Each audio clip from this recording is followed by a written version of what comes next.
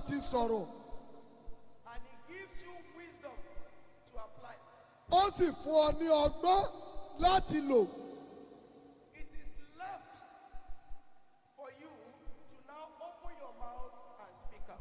Ó wá kù sí ọ lọ́wọ́ láti la ẹnu rẹ kó o sì sọ̀rọ̀ jáde. So, as at now, Nítorí náà, ní àkókò yìí, there is something you must say.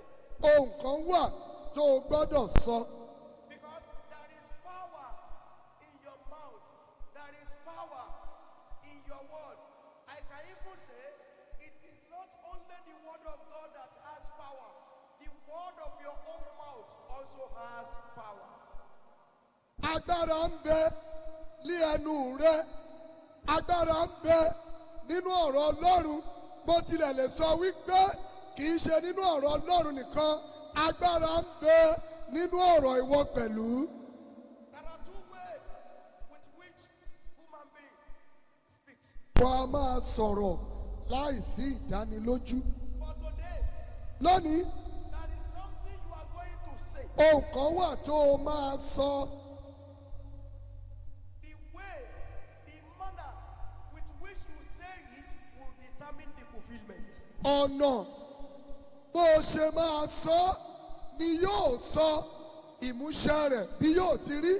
The manner, the confidence, the assurance used to say it out would determine the fulfillment. Bó o bá ṣe sọ, ìgboyà tó o fi sọ, ìdánilójú tó o fi sọ ni yóò sọ bí ìmúṣẹ rẹ̀ yóò ti rí. I'm about to tell you what you will say. Ṣùgbọ́n mo fẹ́ sọ ohun tó o wí fún ọ. But let me say this. Ṣùgbọ́n jẹ́ ń sọ èyí. If you can say it confidently, Bó o bá lè sọ pẹ̀lú ìgboyà, it will provoke wonders to manifest in your life. bó o bá gbà yóò máa bá ọ gbé. So this is what you are going to say. Nítorí náà, ohun tó o sọ rèé o.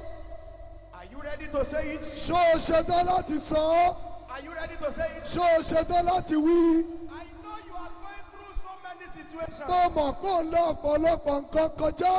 I am not here today to celebrate your bad situation. Mi ò tiẹ̀ wà níhìn lónìí láti polongo ipò burúkú tí ò dá nì. The undesired situation does not want celebration.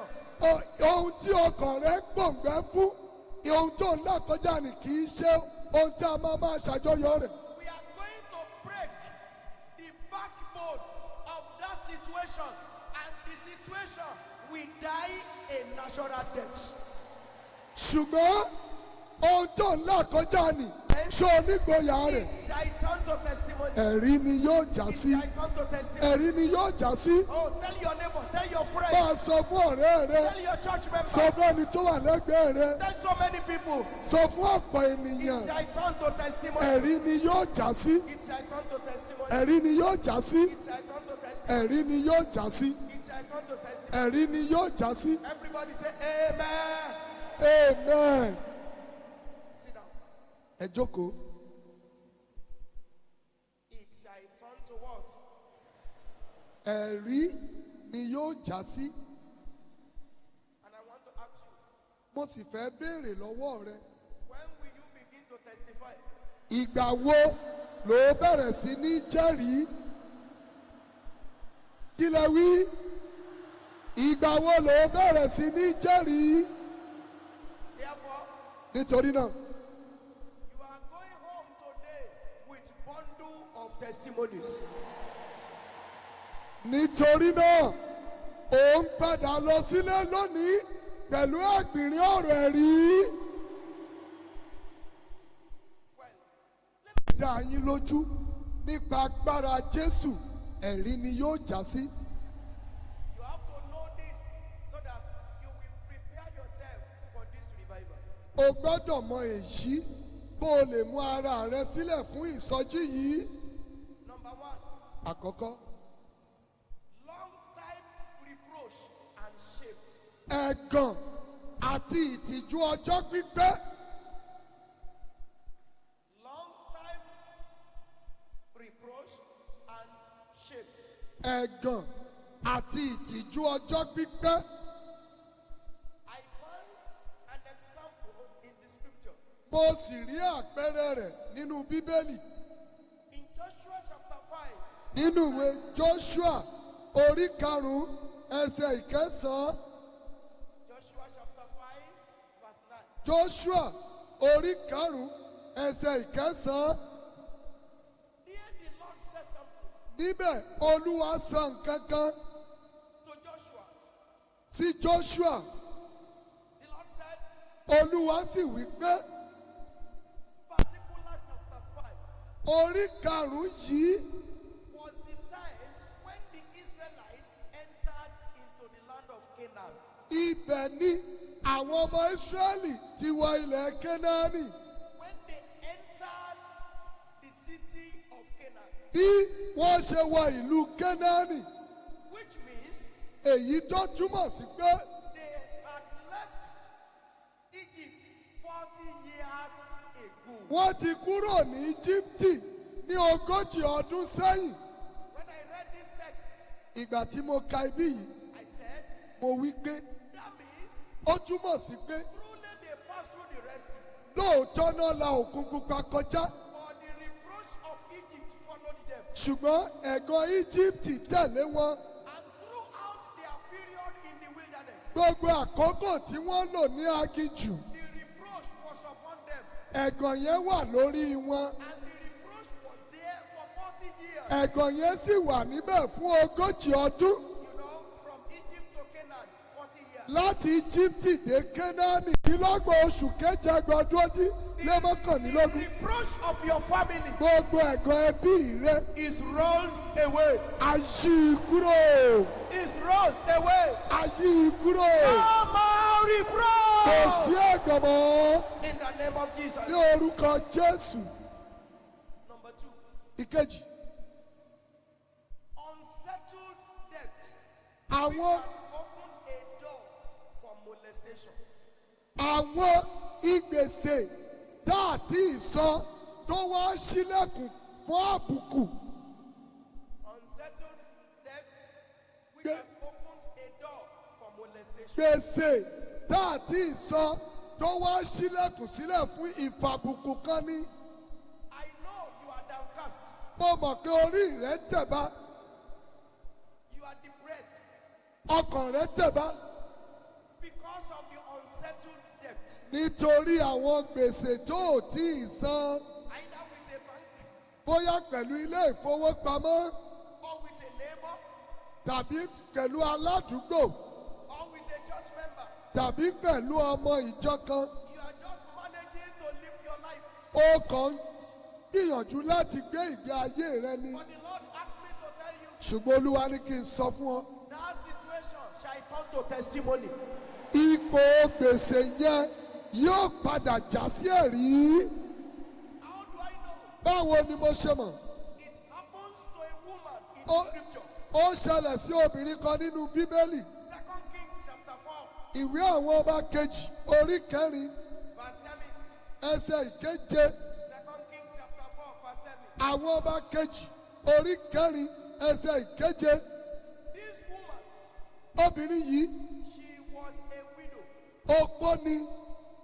A widow for that matter. Opó She was not the one who borrowed the money. òun kọ́ ló yá owó yìí.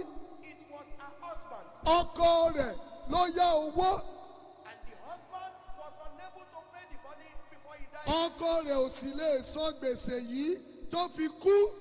And you know, Kò ní fojú àánú wò ọ́ o. rather, Ṣùgbọ́n the only hope you have, I will take it. ìrètí kan ṣoṣo tó o ní màá mú lọ. You can see that the creditor was brutal. Ṣé ẹ rí i pé ẹni tí a jẹ ní gbèsè yìí òǹrorò ni ó burú? The only hope you have, I will take it. Ìrètí kan ṣoṣo tó o ní màá mú lọ. And this woman said, where will I go?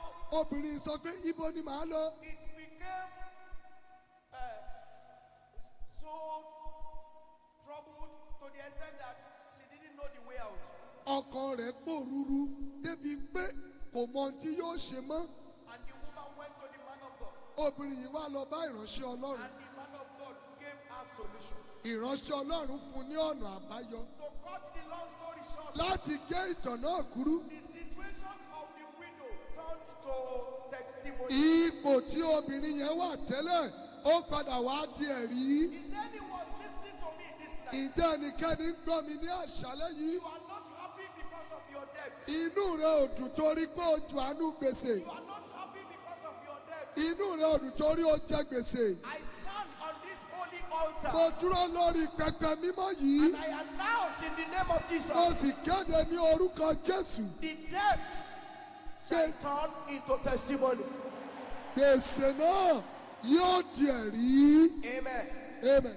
Number 3, Ìkẹta, long time sickness àìsàn ọjọ́ pípẹ́ that has become an abiding visitor. èyí tó ti di àlejò tí ń bá ọ gbé.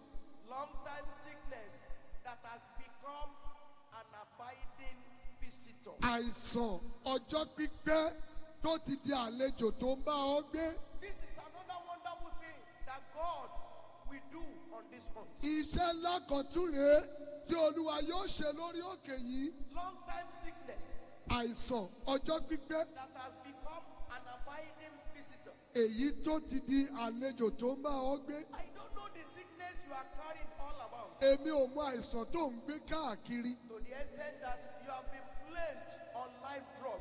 Débi wípé a ti wá sọ pé oògùn ló máa lò títí ọjọ́ ayé rẹ. I know a God. Mo mọ Ọlọ́run kan. I know a God Èmi mọ Ọlọ́run kan. who can terminate a terminal, Obìnrin kan. who had the spirit of infirmity for 18 years. Ẹni tó ní ẹ̀mí àìlera fún ọdún méjìdínlógún. Let me tell you how to explain the spirit of infirmity. Ẹ jẹ́ n sọ fún wa bá a ṣe lè ṣàlàyé ẹ̀mí àìlera. We have sickness, we have disease, and we have infirmity. A ní àìsàn, àìlera àti àrùn. Yes, sickness can be cured, Àìsàn a lè wòsàn. disease can be cured, Àrùn a lè wòsàn. but infirmity is Ṣùgbọ́n incurable. àìlera kò ṣeé wòsàn. Why? Nítorí kí ni? You will not be able to diagnose it and get it. Even the affected person will not be able to say, this is the actual thing that is troubling me. Ẹ wádìí àìsàn yẹn, ẹ ní rí. Ẹni tí àìsàn ń ṣe gan kò ní lè sọ pé bó ṣe jẹ́rìí, bó ṣe ríre. But he will not be well. Ṣùgbọ́n ara rẹ̀ ò ní yá. He will be sick from time to time. Yóò máa ṣàìsàn láti ìgbà dé ìgbà. No peace in the soul, no peace in the mind. Kò sí àlàáfíà ní ọkàn, kò sí àlàáfíà ní ara. There won't be peace in the body. Kò ní sí àlàáfíà ní ara. Let him take so many drugs. Every spirit of Gbogbo infirmity ẹ̀mí àìlera in the life of anyone nínú ayé ẹnikẹ́ni be cast out in Jesus' name. jáde ní orúkọ Jésù. Number 4, Ìkẹrin, shameful disappointment at the verge of success. ìjátilẹ̀ ìtìjú ní ìkóríta àṣeyọrí. These are what God will turn to testimony. Àwọn wọ̀nyí ni Olúwa yóò sọ di ẹ̀rí. Shameful disappointment at the verge of success. Ìjátilẹ̀ ìtìjú ní ìkóríta àṣeyọrí. Judges chapter 11 Àwọn onídàájọ́ orí kọkànlá from verse 3 to 12. láti ẹsẹ̀ kẹta dé ìkejìlá. Judges chapter 11 from verse 3 to 12. Onídàájọ́ orí kọkànlá ẹsẹ̀ kẹta dé kejìlá. Shameful disappointment. Ìjátilẹ̀ ìtìjú. There was a time I told a story. Àkókò kan wà tí mo sọ ìtàn kan. I don't know if it is here in one of the revival Mi ò services. mọ̀ bóyá níbí àbí ní sọ́jí ibòmíràn. It is a good story to, and they were planning to travel. Wọ́n sì ń ṣètò láti rin ìrìn àjò. There was no money to purchase tickets. Kò sí owó láti fi ra ìwé ìrìnnà. They consulted so many people for financial assistance. There was no way. Wọ́n lọ bá ọ̀pọ̀ àwọn èèyàn láti ràn wọ́n lọ́wọ́, kò sí ìrànlọ́wọ́. In the course of asking people for financial help, Níbi tí wọ́n ti ń lọ káàkiri láti béèrè fún ìrànlọ́wọ́ owó. the news of their success was related to the hearing of their enemy. Ìròyìn àṣeyọrí wọn ó ta sí etí ọ̀tá wọn. So they blocked the way. Wọ́n bẹ́ gidi ọ̀nà. When they could not get money to purchase tickets, Ìgbà tí wọn ò rówó ra ìwé ìrìnnà. the only property they have, Ohun ìní kan ṣoṣo tí wọ́n ní. the only property, Ohun ìní kan ṣoṣo. and that is a half of plot they purchased, Ìyẹn jẹ́ ìdajì ilẹ̀ kan. and they rooms on it. wọ́n sì kọ́ yàrá mẹ́ta síbẹ̀. They decided to sell it off. Wọ́n pinnu láti tà á. They sold it off. Wọ́n tà á. They got money Wọ́n rí owó. and they purchased tickets. Wọ́n ra ìwé ìrìnnà. They packed their load. Wọ́n kó ẹrù wọn. He went to the airport. He closed the passport. Ó gba ìwé dé. Then he told the family. Ó sọ fún ẹbí yẹn. He said, please look at that office at that corner. Please. Ẹ go wo there." ọ́fíìsì yẹn, ẹ lọ síbẹ̀. And they said, why? Wọ́n ní fún kíni. He said, no, it is in the office that they will attend Ó to. ní ibẹ̀ ni wọ́n ti dá yín lóhùn. So they went there. Wọ́n lọ síbẹ̀. When they entered the office, Ìgbà tó ń wọbẹ̀, the attendant there also checked the passport. ẹni tó wà mẹ́ẹ̀ tún yẹ páálí wọn wò. Then he looked at them. Ó wò wọ́n. He said, please enter the next office. Ó ní ẹ tún wọ ọ́fíìsì tó kàn. They entered the next office. Wọ́n wọbẹ̀. Then they met another man. Wọ́n tún bẹ ẹlòmíì. He too checked their passport. Òun náà tún wo páálí wọn. But then the man declared, Ó wá sọ pé he said, please, ẹ jọ̀wọ́, we don't know the reason. a ò mọ ìdí. It is beyond what we can handle. Ó kọjá ohun tá a lè fojú But sí. we have to tell you, Ta gbọ́dọ̀ sọ fún yín. your lottery has been cancelled. Ìwé ìrìnnà tẹ́ ẹ jẹ àti fagilé. It has been cancelled. Àti fagilé. The family said, what are you saying? Wọ́n ní kí lẹ̀ ń sọ. He said, it has been cancelled. Wọ́n lẹ́ àti fagilé. Who cancelled it? Ta ló fagilé? He said, please go Tí back. ẹnikẹ́ni bá la irú ẹ̀ kọjá. In the name of Jesus, Ní orúkọ Jésù. it shall turn to testimony. Yóò jà sí ẹ̀rí. I think you can confidently tell 3 people, Mo gbàgbọ́ pé o lè sọ my fún ọ̀rẹ́ situation will turn to Ohun tí mo testimony. lọ kọjá yóò di ẹ̀rí. Tell them, tell them, tell them, Sọ tell fún them, wọn. Sọ fún wọn. tell them, tell them. Sọ fún wọn. Amen, amen, amen. Amen. Let me quickly take the remaining. Ẹ jẹ́ n sáré sọ àwọn tó kù. Just to let you know that God has something greater for you this week. Kẹ́ ẹ lè mọ̀ pé Olúwa ní ohun tó ga fún yín ní ọ̀sẹ̀ yìí. Number 5, Ìkarùn. long-time barrenness and constant pregnancy miscarriages. Ìyàgàn ọjọ́ ti pẹ́ àti àyúnṣẹ́ ìgbà gbogbo. I am happy to tell you, Inú mi dùn láti sọ fún yín. this year convention, Nínú- by God's grace, Nítorí ní ọdún tó bọ̀ ní kórè all ọ̀fẹ́ of lọ́run. them will come to this month with their baby. Amen. Gbogbo wọn wọ́n gbé ọmọ wọn wá sórí òkè yìí. Because Nítorí pé in the scripture, nínú ìwé mímọ́, one woman too was in that position. obìnrin kan náà wà nínú irú ipò And yìí. eventually, Nígbà tí ó sì ṣá, turned to testimony. ó padà já sí That ẹ̀rí. is Genesis 21, Ìyẹn ni Genesis orí kọkànlélógún, verses 1 and 2. ẹsẹ̀ kìíní àti kejì. Genesis 21, Genesis orí kọkànlélógún, verses 1 and 2. ẹsẹ̀ kìíní àti kejì. Then number 6, Ìkẹfà. unceasing nightmares will turn to testimony. Àwọn àlákàlà ní òru yóò di ẹ̀rí. Unceasing nightmares. Àwọn àlá tí ò nídìí gbogbo ìgbà ní kò lá. All nightmares too will turn Àlákàlà to àtìrẹ testimony. náà yóò já sí ẹ̀rí. Job chapter 7, Jóòbù orí keje verse 14. ẹsẹ̀ ìkẹrìnlá. Job chapter 7, Jóòbù orí keje verse 14. ẹsẹ̀ ìkẹrìnlá. Said, thou scared me with dreams and terrified me through visions. Ìwọ fi àlá dẹ́rù bà mí, ìwọ sì fi ìran pa mi láyà. Eventually, the nightmares of Job turned to testimony. Níkẹyìn, àlá ẹ̀rù Jóòbù ó padà di ẹ̀rí. Then number 7, Ìkeje, financial instability. ètò ọrọ̀ ìṣúná owó tí kò dára tó. Financial instability. Ètò ìṣúná owó tí kò dára. If you are going through financial instability, Bó o bá ń là kọjá àìlówó lọ́wọ́, oh, don't worry. má yọnu, Don't be troubled. má jẹ́ kọ́kọ́ rẹ dàrú. You just need a key. Kọ́kọ́rọ́ kan ló nílò. A key. Kọ́kọ́rọ́ kan. And the key is within the disposal of Jesus. Kọ́kọ́rọ́ yìí sì wà lọ́wọ́ Jésù. Once he releases the key, Tí ó bá ti yọ̀ǹda kọ́kọ́rọ́ yìí, your financial instability shall become stable. ètò ìṣúná owó rẹ tí kò dára yóò wá dúró gédé. Let me tell you, Jẹ́ ń sọ fún ọ, as a Christian, bí Kìrìsìtẹ́nì, you need stable financial life. o nílò ìgbé ayé ètò ìṣúná tó Your dára. finances, Ó sojú kan kọjá.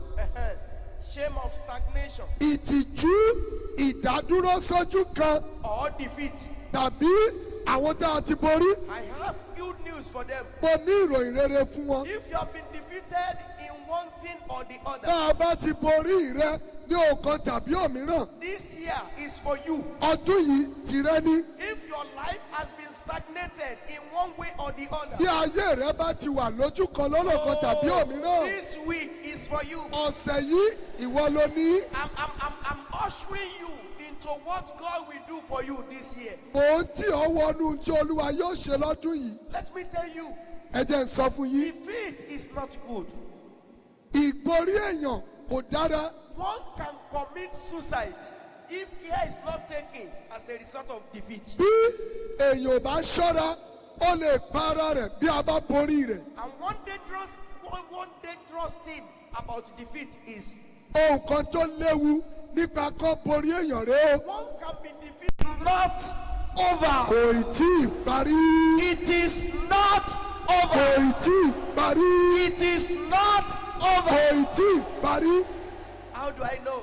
Báwo ni mo ṣe mọ̀? A story was told A sọ ìtàn kan about a city nípa ìlú kan that the champion of the city were downtrodden. pé àwọn olórí nílùú náà á tẹ̀ wọ́n mọ́lẹ̀. When the champions of the city were downtrodden, Nígbà tí a ti tẹ àwọn alágbára ìlú mọ́lẹ̀, so the city, the entire city became downtrodden. ìlú náà wá di ìlú And ìtẹ̀mọ́lẹ̀. they declared Wọ́n wá wí pé that the city has no hope anymore. pé ìlú yìí kò ní ìrètí mọ́. The other city that defeated them Ìlú tí ó wá borí wọn, appointed a king wọ́n wá yan ọba from his own city láti ìlú rẹ̀ to come and rule the defeated city. láti wá máa jọba lórí ìlú tó That borí means yìí. they sent the defeated city into slavery. Wọ́n wá rán ìlú tá a borí sínú They won the war. ìgbà tó borí ogun. They too now shoot somebody. Àwọn náà wá mú ẹnìkan Go and rule the city they overcome. láti lọ máa jọba ìlú tí wọ́n ṣẹ́gun. Don't forget, Ẹ má the gbàgbé. king of the other city was still with them. Ọba ìlú tíjọ́ sí wà lọ́dọ̀ wọn. Then they now made a decree Wọ́n wá pàṣẹ that as from now, láti òní lọ. Láti òní lọ. any king Ọba kan bá who is reigning in a city that does not belong to his tó bá ń jọba nílùú tí kì í ṣe tiẹ̀. should vacate the city. Yóò fi ipò ọba sílẹ̀. Vacate the city. Yóò fi ipò ọba That sílẹ̀. was how the king vacated the city. Báyìí ni ọba ṣe fìlú sílẹ̀. And the city that was downtrodden the other time Ìlú- became liberated. Ìlú tá a tẹ̀ mọ́lẹ̀ níjọ́sí di I òmìnira. have good news for you. Mo ní ìròyìn rere fún No ọ. matter the extent of your defeat, Bí a ti lè borí rẹ tó, you will speak again. ó tún sọ̀rọ̀. You will speak again. Ó tún sọ̀rọ̀. You will speak again. Ó tún I sọ̀rọ̀. say you will speak Ó again. tún sọ̀rọ̀. In the name of Jesus. Ní orúkọ Jésù. So get ready for this for the bad situation of their child. Lórí ipò burúkú tí ọmọ wọn wà, This is in Acts chapter 14, èyí wà ní Iṣẹ́ àwọn Àpọ́stélì orí kẹrìnlá verse 18. ẹsẹ̀ ìkejìdínlógún. Acts 14, Iṣẹ́ àwọn Acts 14, verse 8.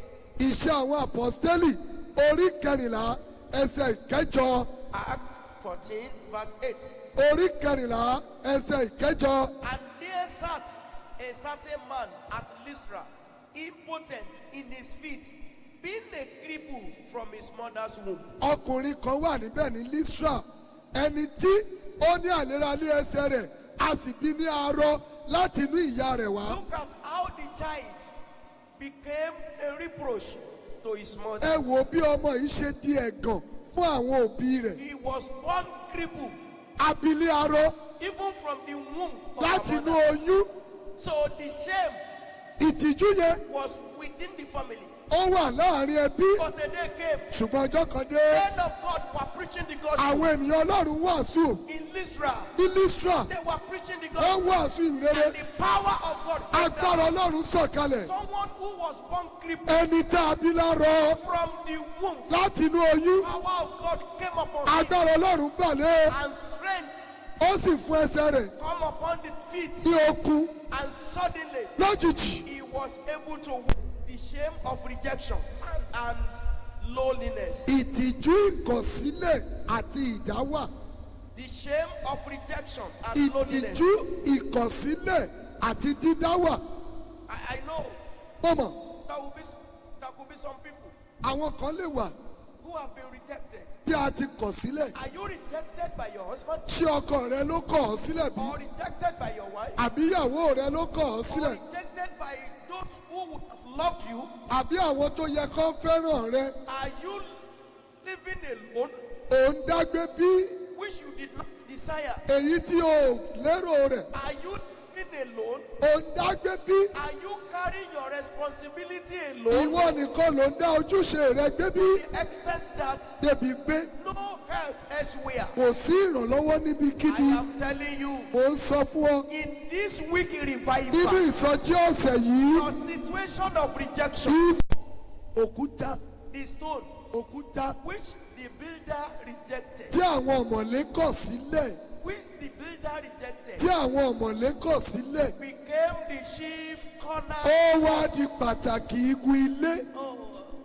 maybe during the revival, we will explain that verse. I bóyá love it nínú too much. ìsọjí àwọn ṣàlàyé ẹsẹ̀ yẹn mo fẹ́ràn ẹsẹ̀ yẹn. The stone that the bricklayer said, òkúta tí àwọn bíríkìlà wípé throw this one away. We don't ẹ want it. sọ ilé inú a ò fẹ́ It is not useful for this construction. kò wúlò fún iṣẹ́ tá a fẹ́ ṣe yìí. And the director of the construction came olórí iléeṣẹ́ kọ́lékọ́lé dé and said, ó wípé what stone are you going to use for this corner? òkúta wo lẹ fẹ́ lò fún igun ilé yìí. And somebody said, we intended to use this stone, ẹnìkan ní òkúta tá a pinnu àti lò but rèé the stone is not useful. ṣùgbọ́n kò wúlò. And the director said, ọ̀gá who wípé told you that?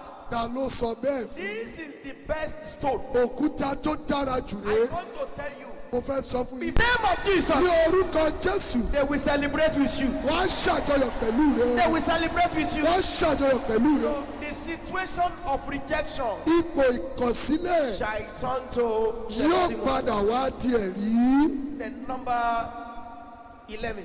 ìkọkànlá Number 11. ìkọkànlá I think this is the one I love too much. eléyìí ni mo fẹ́ràn jùlọ. The shame of hatred and frustration shall turn to testimony. ìtìjú ìkórìíra yóò padà di ẹ̀rí.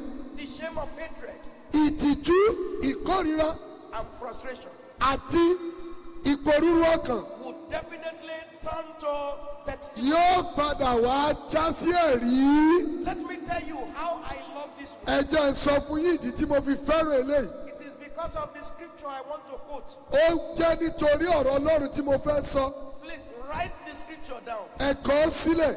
I will explain it briefly, wọ́n ṣàlàyé lórí ẹ̀ ní kúkúrú. but I'm giving you the verse as your ní orí kọkàndínlọ́gbọ̀n verse 31. ẹsẹ̀ ìkọkànlélọ́gbọ̀n. Genesis 29, Genesis orí kọkàndínlọ́gbọ̀n verse 31. ẹsẹ̀ Let ìkọkànlélọ́gbọ̀n. me read it. ẹ jẹ́ n kà á.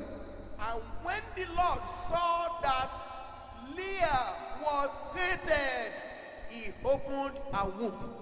nígbà tí olúwa sì rí pé akórìíra Líà ó ṣí i ní inú. Okay, look here, everybody. ẹ wo bí gbogbo ènìyàn. When the Lord saw that Leah was hated, he opened her womb. nígbà tí olúwa rí pé akórìíra Líà ó ṣí i ní inú. Look here, everybody. ẹ wo bí gbogbo èèyàn. If you are a Bible lover, bó o bá jẹ́ni tó fẹ́ràn bíbélì with that verse, pẹ̀lú ẹsẹ̀ yìí I think you should be able to answer the question that we asked you. ó yẹ kó o lè dáhùn ìbéèrè tí mo fẹ́ béèrè And yìí. the question is this: ìbéèrè náà rèé why did God open the womb of Leah? kí ló fà á tí ó Hated. nítorí wípé akórìíra rẹ̀.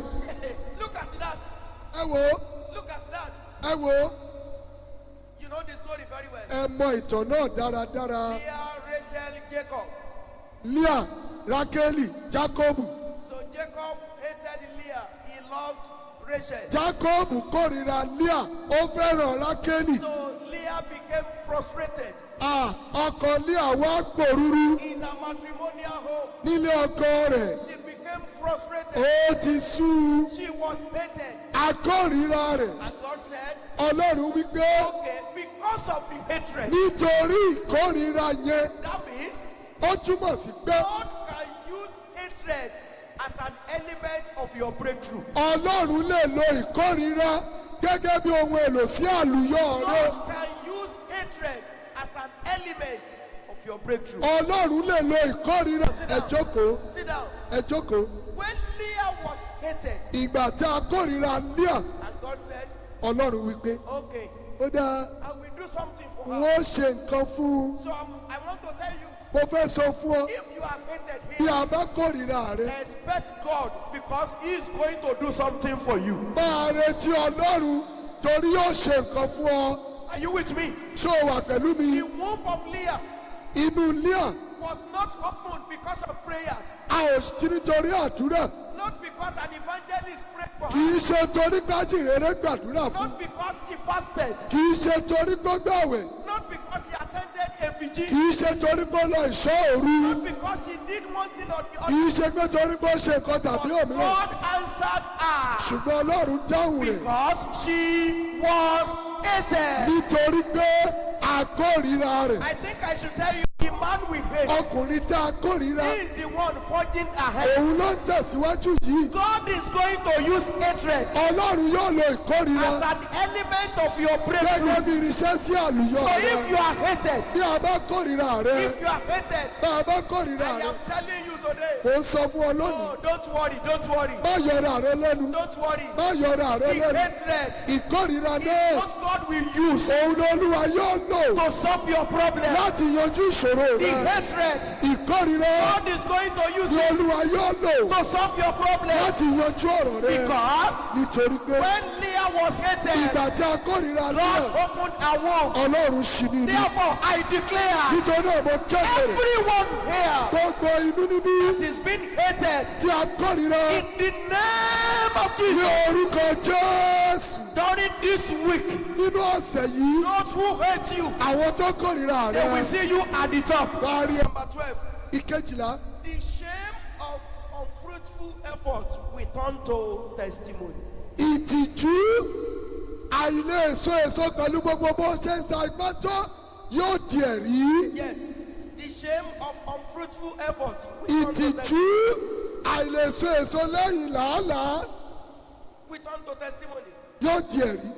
You know the story of one man in the scripture, Ẹ mọ ìtàn ọkùnrin kan nu Bíbélì. and that is Peter and Yes. some other disciples Pétérù àti àwọn ọmọ ẹ̀yìn mìíràn. that made several efforts Wọ́n ti ṣe làálàá to catch fishes, láti mú ẹja. and their effort came unfruitful. Làálàá wọn wá já sí àìléso. Effort became unproductive. Làálàá wọn ò mú nǹkan kan jáde. It yielded no result. Kò mú èsì kankan jáde. They were at the verge of shame. Wọ́n ti wà ní gbèdéke ìtìjú, ìkóríta ìtìjú. There was a time I was studying the place, Àkókò kan wà. not far from the Sea of Capernaum, Ilé rẹ̀ ò jìnnà sí odò Kapanaumu. very near to Sea of Ó súnmọ́ odò Gálílì. Ilé rẹ̀ ò jìnnà. If Peter got home without fishes, Bí Pétérù bá lọlé láì mẹ́ja, his family members will say, àwọn ẹbí rẹ̀ á wí pé, Pétérù kí ló ṣubú lù ẹ́?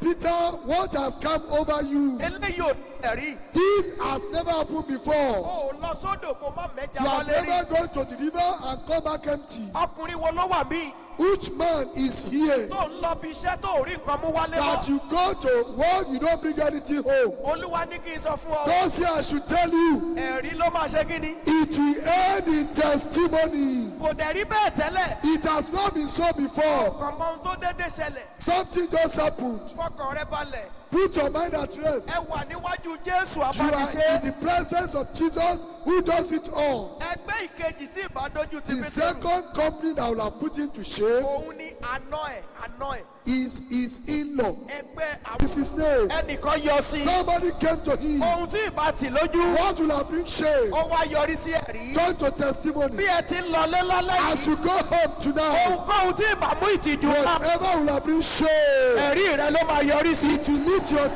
testimony. And I want to conclude this sermon. Mo fẹ́ parí ìwàásù yìí. I want to conclude this sermon. Mo fẹ́ parí ìwàásù yìí. This week, Ní ọ̀sẹ̀ yìí. this week, Ní ọ̀sẹ̀ yìí. even starting from now, Láti ìsinsìnyí lọ, something will begin to happen. ohun kan á bẹ̀rẹ̀ sí ní ṣẹlẹ̀. And what is that? Kí ni nǹkan náà? I find it in the scripture. Mo rí nínú Bíbélì. I find it in the Bible. Mo rí nínú ọ̀rọ̀ Ọlọ́run. Once it is established in the Bible, Níwọ̀n ìgbà tá a bá ti fẹsẹ̀ múlẹ̀ nínú Bíbélì. oh, no matter how it may Kò be, sí bó ti wù kó rí. it will definitely happen to you. Yóò ṣẹlẹ̀ sí ọ. Turn your Bible Ṣí Bíbélì rẹ. to Job chapter 11, Jóòbù orí kọkànlá verse 16. ẹsẹ̀ ìkẹrìndínlógún. Job chapter 11, Jóòbù orí kọkànlá verse 16. ẹsẹ̀ ìkẹrìndínlógún. Ibẹ̀ ni Bíbélì sọ pé, Yeah, the Bible says, ìwọ yóò gbàgbé òṣì rẹ. you shall forget your mystery. Ìwọ yóò gbàgbé kíni? You shall do what? Yóò sì ṣàn kọjá. Ìwọ yóò gbàgbé òṣì rẹ. Yóò sì ṣàn bí omi tí ó. Nítorí náà láti alẹ́ yìí lọ, Go from today. ìṣòro rẹ ó ṣàn dànù. Your problem flow away. Ìdààmú yẹn ó ṣàn dànù. Your problem flow away. Ẹ̀gàn rẹ ó ṣàn dànù. Your reproach flow away. Ìpọ́njú rẹ ó ṣàn dànù. Your affliction Àìsàn away. rẹ ó ṣàn dànù. Your sickness Ìgbèsè away. rẹ ó ṣàn Your dànù. debt away. Àìní rẹ ó ṣàn Your dànù. lack flow away. Ogun rẹ ó ṣàn dànù. Your woe flow away. Wàhálà rẹ ó ṣàn Your dànù. problem flow Lórí away. ọmọ ó ṣàn dànù. Over your children Lórí away. ọkọ ó ṣàn Over dànù. your husband flow Lórí away. aya ó ṣàn dànù. Over your flow away. Nítorí pé Because ẹ̀rí ni yóò it yá. will end in Sọ bẹ́ẹ̀ testimony. tẹ̀lé mi, ẹ̀rí ni yóò. Say after me, it will end in Ẹ̀rí ni testimony. yóò. It will end in testimony. Ohun tó ta rò ó pé yóò gbomi lójú mi. What enemies think will take Ẹ̀rí tears ni yóò will yọ. end in testimony. Ìwọ tó gbàgbọ́ pé gbogbo rẹ̀ yóò yọrí sí If you ẹ̀rí. believe it will end in testimony, Bẹ̀rẹ̀ sí yin Ọlọ́run báyìí begin to glorify fún God. àwọn package tó wà fún For the ọ̀sẹ̀ yìí. package for this week, For the package God has for you fún this àwọn week. tó lùwà ti ṣètò fún Báyìí ọ̀sẹ̀ yìí, báyìí praise báyìí him. ọba àwọn Give ọba. thanks to God. Máa dúpẹ́ lọ́wọ́ ọba àwọn Give ọba. thanks to the King of Ní Kings. gbólóhùn kan, In a sentence, èyí tó bá kàn nínú gbogbo tí mo kà yìí. anyone that concerns you, Máa sọ fọlọ́run tell báyìí. it to God. Olúwa, Lord, o ti ránṣẹ́ sí mi you o. have sent to me Wípé ẹ̀rí ló máa yọrí that sí. it will end in testimony. Èmi náà ti gbà bẹ́ẹ̀. I believe Ìṣòro yìí, that problem, àìní yìí, this love, ìpọ́njú yìí, this affliction, mi ò tún fẹ́ mọ́. I don't want it Bóyá again. sọ́dàdúrà sọ́dàdúrà Turn it to sọ́dàdúrà. prayer. Mo bá gbàdúrà fún yín báyìí. I will pray for you now. À ń lọ lédi yẹn. We are going home. A ti ṣe introduction We lálẹ́ have yìí. done introduction Iṣẹ́ tonight. bẹ̀rẹ̀ lọ́la. Work begins tomorrow. Ṣé gbogbo wa kó ti pé? All of us must be here. Kó ti pé. We must all be here. Ọlọ́run ní ètò fún wa lọ́sẹ̀ yìí. God has arrangement for Ó us. ní ètò fún wa lọ́sẹ̀ yìí. He has something for us. Ní orúkọ Jésù Kristì, Olúwa wa. In the name of Jesus Christ our Lord. Ẹ tẹ́wọ́ síwájú. Stretch forth your hands. Ní ọ̀la, Tomorrow, tètè tọrọ àyè níbi iṣẹ́. take permission from your place of work. Tell others Gbogbo àwọn tá a kà yìí. all these things we have read. Ohun tó wà fún wa lọ́sẹ̀ yìí ó tóbi. What God has for us this week is big. Sọ fẹ́ ní wà lẹ́gbẹ̀ẹ́ rẹ. Tell the person by your side, Èmi ò ní pàdánù re tèmi o. I will not miss my goodness. Ẹ tẹ́wọ́ síwájú kí n gbàdúrà fún Stretch yín. forth your hand as I pray for you. Bàbá ó máa ṣe o. Ṣé, Olúwa ó ṣe o. ṣé, Àwa sọ pé Jésù ó ṣe o. ó ṣé. Gba ọpẹ́ wa. Amen. Gba ìyìn wa. Amen. Ìwọ ni a lè wí àti a lè ṣe. Kó tó wí, o ti ṣe kí ni? Ṣé, Ti ṣe. O wá bèrè ìgbàgbọ́ wa. Jesus. O ti sọ pé ẹ̀rí ló máa yọrí sí. Nítorí náà èmi náà wí pé ẹ̀rí má ṣe fàyè gbà á. Amen. Bàbá má ṣe fàyè gbà á. Amen. Tàbá rí ẹnikẹ́ni tó ń pinnu nínú ète Sàtánì Jesus. láti wá gbé ohun àdó olóró wọlé, àwọn suicide bomber, ó fẹ́ gbé wọlé ni tàbí ó fẹ́ sọ sínú ọgbà. Ọ̀rọ̀ rẹ wípé áńgẹ́lì Olúwa yí àwọn tó bẹ̀rù rẹ̀ ká, Yes. ó sì gbà wọ́n. Yes. Bàbá, irú ẹni bẹ́ẹ̀ má jẹ́ ó lè débí o. Amen. Jesus. Má jẹ́ ó lè débí. Amen. Kí ìpéjọpọ̀ yìí kó yọrí sí rere. Amen. Àwọn bàbá wa dọwọ́ rẹ. Okun ọ̀tun, agbára ọ̀tun, ìlera ọ̀tun, Yes. láti bẹ̀rẹ̀ títí dé òpin. Jésù Olúwa fi fún wọn. Amen. Ògo ni forúkọ rẹ̀. Hallelujah. Ó ní kí ìjọba rẹ̀ dé. Yes. Hallelujah.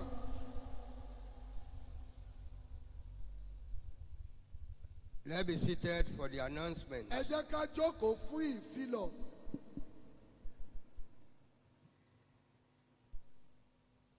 By the grace of God, Nípa oore ọ̀fẹ́ Ọlọ́run, History Convention Revival continues tomorrow. ìsọjí tó ń ṣáájú ìpéjọpọ̀ mímọ́ yìí ń tẹ̀síwájú lọ́la By 5 p.m. ní agogo 5 àṣálẹ́. And as you have been told, let all of us be punctual. Bí a ti sọ fún wa, ẹ jẹ́ kí ẹsẹ̀ gbogbo wa pé And when you get home, announce it to those who have not heard about it. tí ẹ bá sì délé, ẹ kéde rẹ̀ fún àwọn tí kò tí ì gbọ́. And the revival shall be one of signs, wonders, and power. Amen. Ìsọjí yìí yóò jẹ́ ìsọjí iṣẹ́ àmì àṣẹ ìyanu àti ti agbára fún àwọn ìránṣẹ́ Ọlọ́run tí wọ́n wà ní ìgboro Èkó, To come here by 10 a.m. tomorrow. tí wọ́n máa wá síbí láago 10 láàárọ̀ ọ̀la láti wá bá wa tó àwọn àga ìwọ̀nyí In readiness for the forthcoming conference convention. ní ìmúrasílẹ̀ fún ìpéjọpọ̀ mọ́ àwọn ìránṣẹ́ Ọlọ́run àti ìpéjọpọ̀ mímọ́ gbogbogbò. We are grateful to God for the facelift we are seeing, A dúpẹ́ lọ́wọ́ Ọlọ́run fún ìyípadà tá à ń fojú rí yìí both inside and outside this national temple. nínú tẹ́ḿpìlì yìí àti ní ìta rẹ̀. So also tomorrow, Bákan náà ní ọ̀la, we are expecting 5 ministers from each area. Amen. Lagos Metro, à ń retí àwọn ìránṣẹ́ Ọlọ́run 5 láti ìpínlẹ̀ kọ̀ọ̀kan nínú àwọn ìpínlẹ̀ tó wà nígboro Èkó. there are other announcements we'll hear from our Father. Bí àwọn ìfilọ̀ mìíràn bá wà, a ó máa gbọ́ láti ẹnu àwọn baba. Shall we stand up to pray for our nation? Ẹ jẹ́ ká dìde dúró ká gbàdúrà fún orílẹ̀-èdè Let wa. us ask God to take absolute control of the governance of this Ẹ nation. jẹ́ ká sọ fún Ọlọ́run kó gba ètò ìṣàkóso orílẹ̀-èdè yìí. Let us tell God to put a stop